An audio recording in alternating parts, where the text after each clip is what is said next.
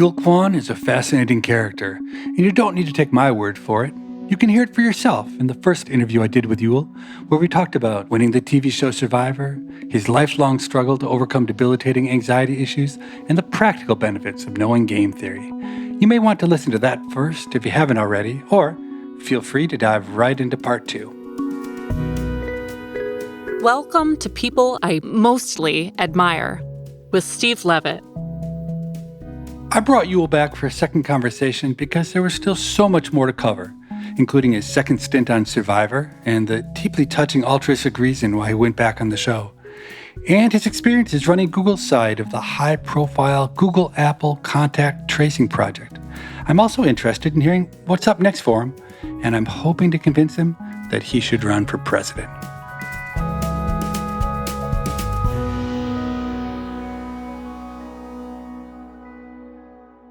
Welcome back, Yul. I'm so glad we're getting the chance to talk again.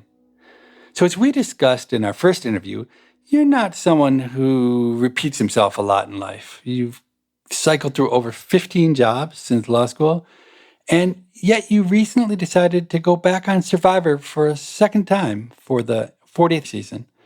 Was it a tough choice to go back? Yeah, it was really hard. I honestly never thought I was going to go back. I thought the chances were basically zero. First of all, I have 2 young kids, and I'd also started a new job. But I talked to my wife, and she was surprisingly in favor of it. And at the same time, and this is just coincidence, one of my close friends from the first time I went on Survivor, his name was Jonathan Penner.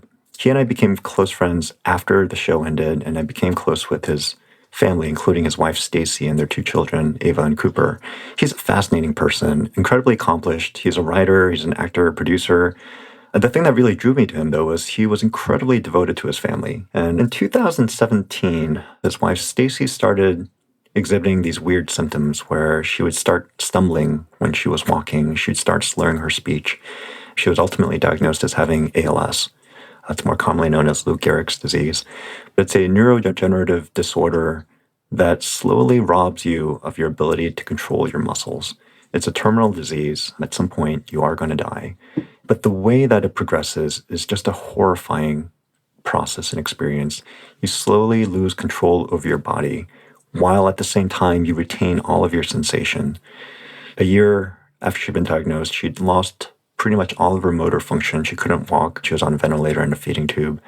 And eventually got to the point where the only part of her body she could still control were her eyes. And that was how she communicated. An electronic device would track her eyes, and she could look at a computer screen and slowly spell out one letter after another. The other thing that was even more tragic about their situation is that Stacy has a relatively rare form of ALS that's genetic in nature. So each of her 2 children, Cooper and Ava, have a 50% chance of inheriting the genetic disorder that causes ALS. It was right when all this was happening that I got the invitation to go back on Survivor, and it occurred to me, maybe I can use this as an opportunity to share Stacy's story, to try to raise awareness and funding for ALS victims. My plan had been, if I did win, I would basically donate the earnings to ALS research. So after I had that realization, it became an easy decision for me to go back on. So you did go back on, and unfortunately you didn't win, but CBS really did embrace that vision you had about trying to further ALS research. Can you talk about how that worked? They filmed a PSA that aired during one of the episodes where I talked about Stacy and Jonathan to the other competitors. I didn't win, which was a bummer, but I fortunately made it long enough that I got at least some amount of screen time. I had pledged to match the first $50,000 in donations just to try to get people to start giving. And it seemed like it was the worst possible time to try to fundraise in the midst of this global pandemic when everyone's freaked out. But amazingly, people actually gave. We ended up raising over $250,000 for ALS research and to support ALS families.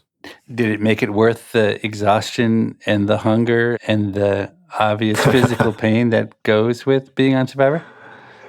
Yeah, I think so. One thing you always forget is how hard the darn thing is. For 13 years, you look back with rose-tinted glasses and you just remember all the cool stuff. I will say that the actual experience of going on Survivor was really hard and it was emotionally just draining. But at least making a small difference towards something that could actually help other people, I think that alone was priceless. I'm so sorry to say that Stacy Title passed away in January 2021, just a few weeks after we taped this conversation. She was an Oscar-nominated filmmaker and a mother of two. She was 56 years old. On our episode page, we provided a link about Stacy and information about donating to ALS research.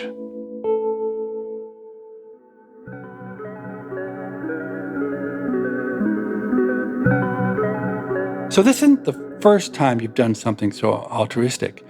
Earlier in your life, you were a frequent organizer of bone marrow donation drives.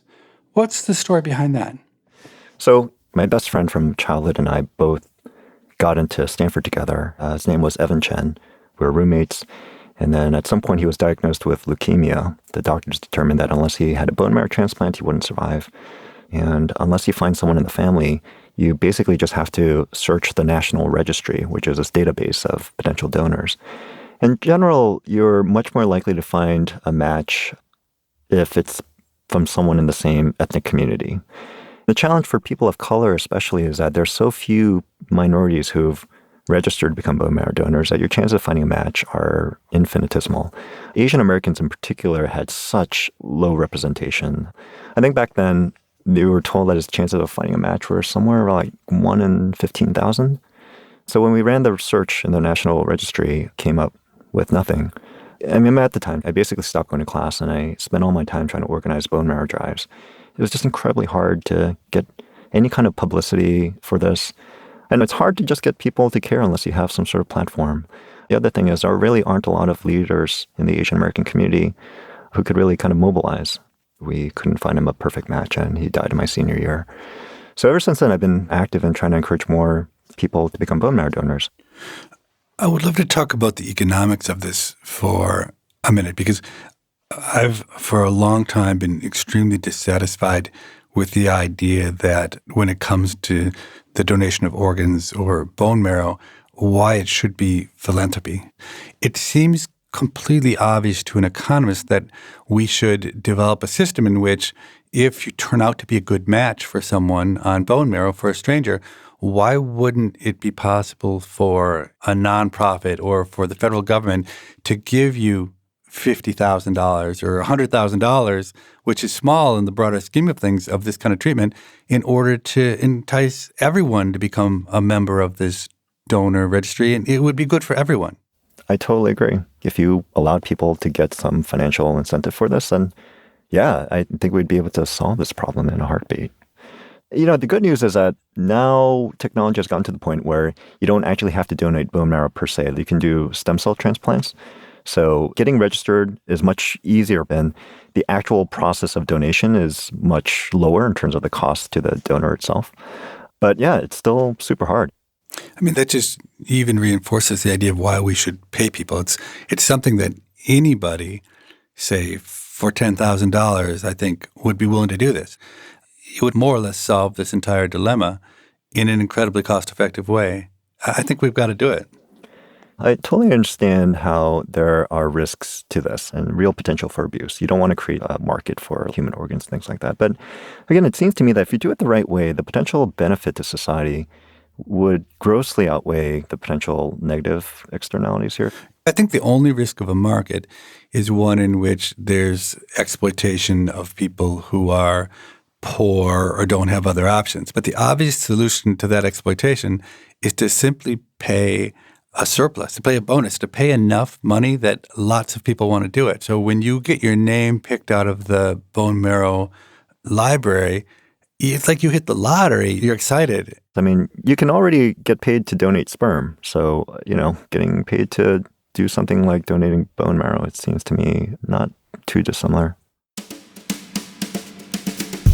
You're listening to People I Mostly Admire with Steve Levitt and part 2 of his conversation with lawyer, entrepreneur, political organizer, government regulator, organ donor activist, and winner of Survivor, Yul Kwon. After this short break, they'll return to talk about Kwon's work on a COVID-related project with Google and Apple.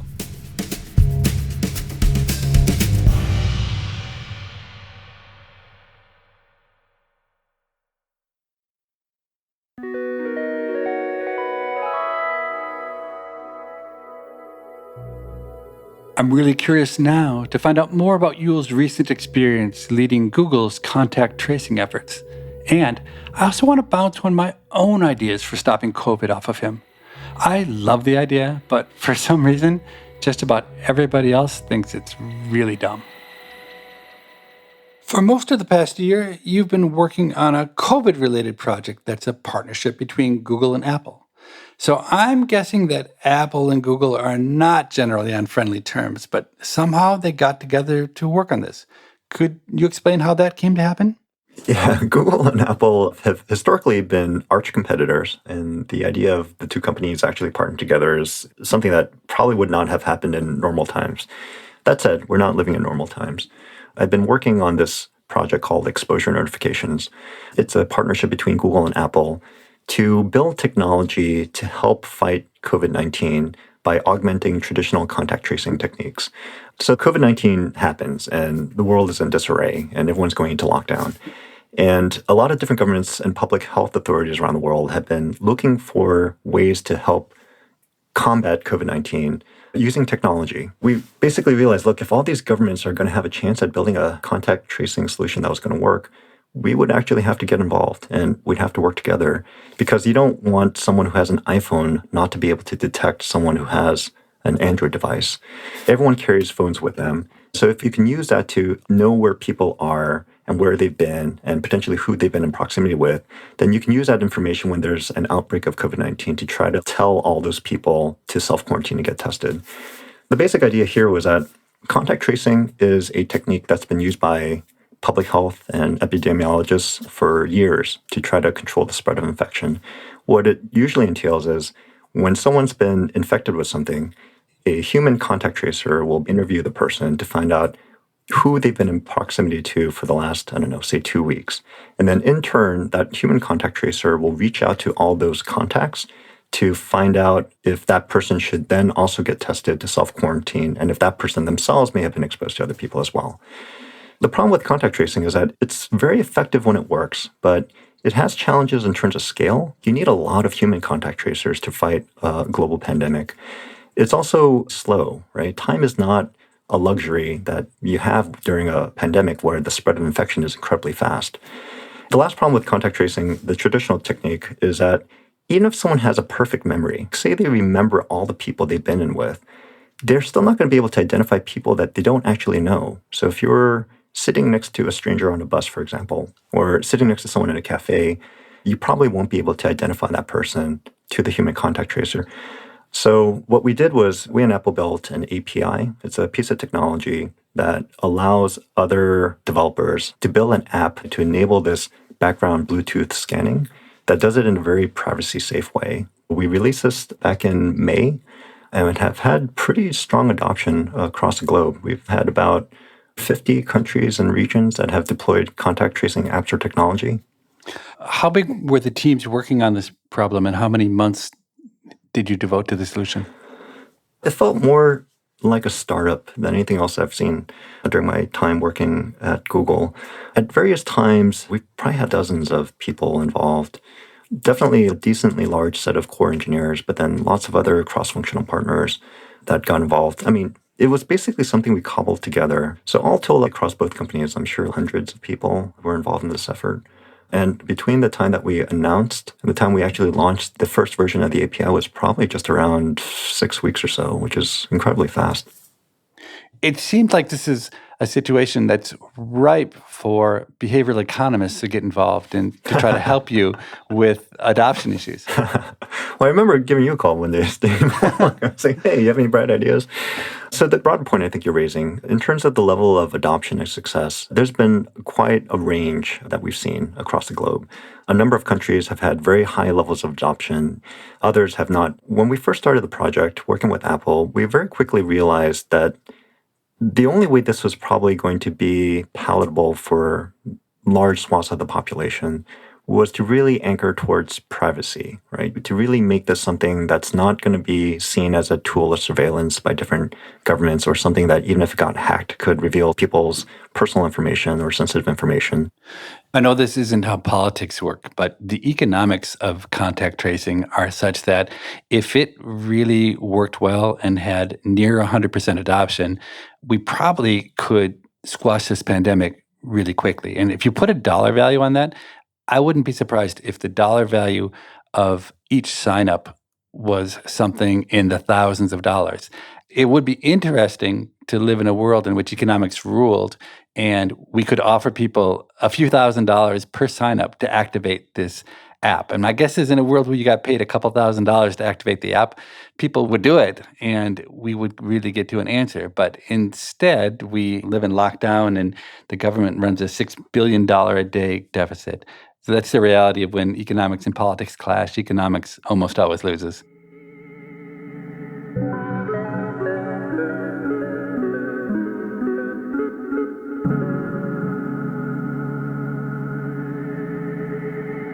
Steve, I've often wondered what the world would be like if you were the one who was a philosopher king and in charge of policy. I think it would be fascinating. You know, the other policy that I put forth on COVID, but basically everybody thought was stupid, is if you take a place like California, and if you could have Governor Newsom say, hey, we're in the middle of a terrible pandemic right now, but here's the deal. If on March 1st, our COVID rates are, say, 1/50th of what they are today, then the governor of California will pay every single adult in California $1,000. And if we don't make it, then nobody gets paid anything. The reason I like this approach is that it really uses social pressure. The most powerful tool we have, even above the law, I think, is social pressure. If everybody got mad because your bad behavior led me not to get paid my $1,000 in March, I think we'd have a police force that was the entire population of the state of California. But when I pitched this, I literally did not get a single positive response from a single person I pitched it to. So it must be the worst idea on record. That's a fascinating idea. Maybe if you broke it down, because at a state level, I don't know if the sense of social obligation holds as strongly as if you were to make this available to specific communities. But I like the idea. I think it's relating this back to Survivor. So Survivor is cool because it's basically this grand social experiment that has, for the most part, fairly infinite resources to do whatever you want. The problem with most academic studies is that they don't have the resources to set up these grand experiments where people are being observed 24 hours a day. I think you should start a reality show, Steve. I think you should start a reality show where you can test out all your different economic theories and ideas and see how people actually behave. Because I think that would be a fascinating experiment to see which of these ideas actually work in real life. So I did try to pitch a reality show. I went around to all the networks. It was called Cops and Robbers.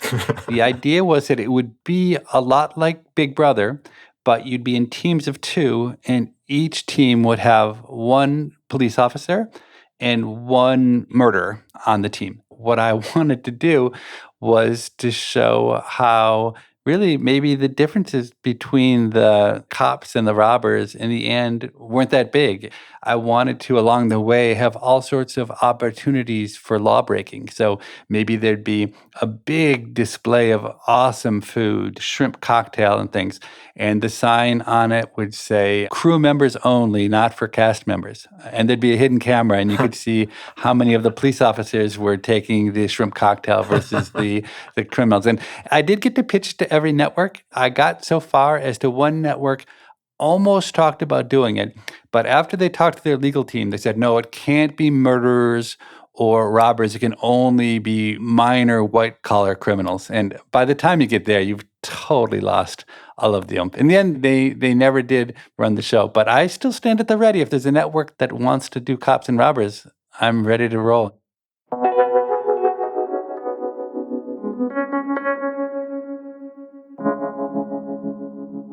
Do you think about running for office? What about Kwon for president?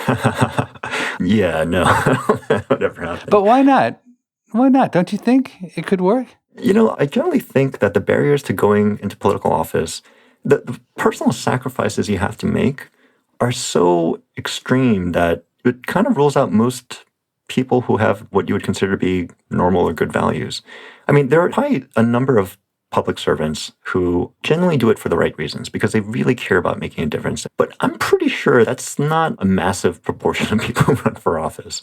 I think a lot of people are often motivated by different things. In my case, I thought at one point, maybe running earlier in my career, just because I think I'm kind of an idealist at heart. But once I realized what it would actually entail, like spending so much time away from my family, constantly asking people for money, going to all these events, I realized it would not be the kind of life that I would want for myself or my family. I think that's the thing, right? I think this is true for a lot of people. The hurdles to running for public office are such that most people who actually would be the best people to become leaders would never do it. I think that's a challenge. But you have shown a tolerance for physical discomfort, sacrifice. Maybe it's time to rethink that. Maybe as painful as it would be for you, you could bite the bullet and make the world a better place that way. I'm obviously a strong believer in democracy. I feel like it has been so far the most positive form of government. But I do have this concern that there's a self-selection bias in terms of people who actually run for office. One thought I've had, I mean, this would never happen, but, the ideal form of government in many respects might be an enlightened monarchy where you have a truly beneficent and thoughtful and competent monarch who's basically able to make the right decisions. It may not even be the case that the monarch actually makes every decision. That might actually be a bad thing. But we could try to institute a relatively stable and safe form of government that is representative, but the monarch itself can act as an absolute check in terms of things going potentially awry. The problem with having an absolute monarchy is that it's inherently unsustainable. You just need to get one bad actor in there and the whole thing falls apart. And then it just self-perpetuates in a negative way. So I've wondered, is there some way that you could institute a process by which you, over time, identify high prospect, high potential leaders who have the right set of values, and you artificially put them through different scenarios, similar to what you're talking about with cops and robbers, where they would essentially reveal how they would act in the absence of what they understand to be observable events. It would be extremely hard to do, but it would require massive investment of resources to do something like this at scale. But I actually think it may be okay. Like, this is such an important question that if you were to allocate even 1% of GDP, or maybe even 5% of GDP, towards a system and program by which you're able to identify the most honest, the most thoughtful, the most competent potential leaders, and use that as a process by which you actually pick the leaders, I wonder if that would even be feasible. I love the idea. The difficulty, of course, is who gets to decide what the test is that says you're honest and thoughtful and reasonable. But it wouldn't be one test. It would be a lifelong series of things. It's maybe not the exact same criteria, but it is the dimension on which people come to be CEOs or four-star generals, right? They're part of something for a lifetime, and the sum of all they do is then judged. But the old Confucian angle on the Chinese civil service, where what they really tried to do was to find the most talented people in the country to come and work in government, as opposed to our rules now, which is we've made the experience so incredibly painful that for any normal person, they wouldn't think about elected office. We drive away all the talent. If you think about it, a lot of reality shows really are predicated on these really interesting interpersonal or social dynamics. I wonder if you weren't able to reproduce this at scale to try to identify emerging leaders by artificially producing circumstances in which you ultimately reveal their true character. Again, it would be something that would require buy-in across all different sectors of society, like from school teachers in school all the way to employers, all that kind of stuff. But if you were to treat this as probably the single most important decision that a society can make in any given generation, and you were to allocate a significant portion of GDP to actually instituting a program that would actually work at scale, then I wonder what would happen. You're really talking about almost like a lifetime academy in which we would take the most talented people and have them prove their skill and their honesty and their worth over a lifetime. With maybe the closest thing we have to that, again, is something like the Pope. I mean, the Pope is in many ways chosen with that kind of mechanism. I think the key would have to be, again, people not knowing that they're being observed. I think one of the challenges with things where you have a formal program, people would be on their best behavior. And the point is to try to find out how would they behave in the absence of them being aware that they're being observed. I was just thinking, if someone observes you for your entire life, then it's harder to fake it than if you do it for a day, a week, or a month. But now you're definitely moving into science fiction territory when you imagine a world in which we take the most talented people and we observe them without them knowing they're being observed. That sounds like a good movie, if nothing else. I think so. It could be an interesting movie. It could be an interesting game. It could be an interesting reality show. I mean, I would always think that the penultimate step, the last test you have to pass in order to become the new designated leader, would be some sort of test where the person knows it's down to them and one other person, right? And they have, again, an artificially designed situation where they believe they could end up sabotaging the other person very easily. And it wouldn't even have to be a proactive effort on their part. They would have to just benignly not do something in order for this other person to be ruled out of consideration for something they didn't actually do. And this person would have to believe that without the sabotage, the other person would end up becoming the leader.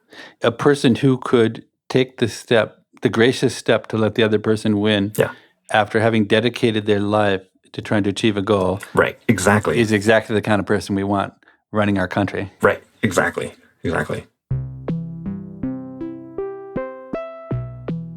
If I understood him, I think Yule was suggesting that we choose the President of the United States via a reality TV show. I can't say I think that sounds like a great idea. I do believe, however, that we as a society need to put some serious thought into how we make working for the government more attractive. I don't have easy answers to that question, but I do have one personal story that's relevant. When President Obama was first elected, I was thinking hard about taking a job in his administration. Until I took a look at the form that's part of the vetting process. There were 63 questions, and they were both invasive and ridiculously onerous. One question asked me to provide copies of every email I had written in the previous 10 years that might reflect negatively on the administration if made public. Well, I read at least 100 emails a day. That adds up to 365,000 emails over 10 years. And I'm sure plenty of those would be embarrassing if they were made public. The form also demanded that I provide a written transcript of every speech I had made in the last 10 years. At that time, I was giving roughly 30 speeches a year, and every speech I give is spontaneous, never from written notes. I could never comply with this request, but to even begin to give it a shot would have taken weeks of my time. And what about the house cleaners and nannies for whom I hadn't paid Social Security taxes? Probably that, in and of itself, disqualified me. How about a poorly thought out blog post in which I'd given advice to terrorists? Would that, or any number of controversial academic papers, lead to a showdown during which the Senate Confirmation Committee would do everything it could to humiliate and discredit me? In the end, I only made it through about 5 of the 63 questions before I gave up. It really hit me. Filling out this form was just the beginning. If you take a high-profile Washington job, every step and misstep is subject to scrutiny. It just wasn't worth it. I like my quiet life. I'm not saying I would necessarily make a great public servant, but if I was deterred by the process, then there must be many others who were likewise deterred. And I suspect that those are exactly the kind of people we want working for us in Washington. I don't know what the answer is, but if we want talented people in Washington, we somehow have to change the process.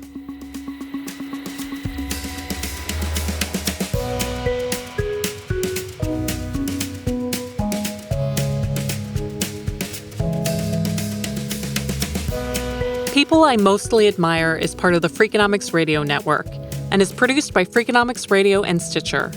Morgan Levy is our producer, and Dan DeZula is the engineer. Our staff also includes Allison Craiglow, Mark McCluskey, Greg Rippin, and Emma Terrell. All of the music you heard on the show was composed by Luis Guerra. To listen ad-free, subscribe to Stitcher Premium. We can be reached at pima@freakonomics.com. That's PIMA@freakonomics.com. Thanks for listening. All right, you'll Kwon for president, and I'm going to have a secret closet off of the Oval Office where I get to listen in on the conversations and every once in a while offer my advice. Well, it's great to know that I could potentially count on your vote. Stitcher.